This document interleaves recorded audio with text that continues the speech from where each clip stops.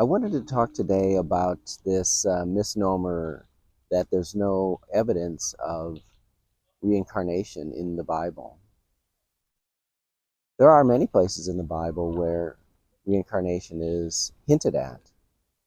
The reason it's not spoken directly about is because it was common knowledge back then. And we see this when we hear the talk of the second coming of Elijah. Everybody is taking it for granted that he's going to come back, and they ask around, is this the second coming? So there's no reason for a great description of reincarnation in the Bible because at the time it was normal.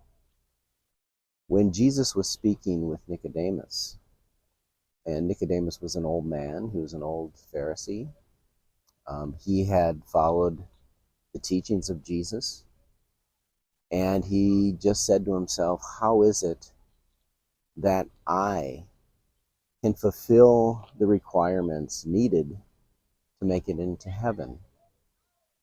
Those requirements are becoming perfect as God is perfect, which Jesus talks about in Matthew 5. So Nicodemus asks Jesus, do I have to re-enter the womb?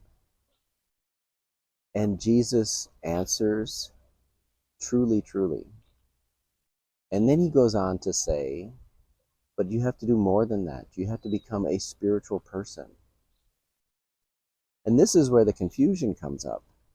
I just had somebody this morning saying, well, that's not what the Bible says.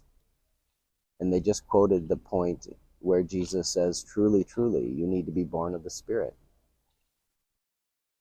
They don't realize that Jesus was answering Nicodemus. And it's just, of course, you're an old man, you need to be reborn, and you need to fulfill these requirements and become a spiritual person. The born-again philosophy that's being taught today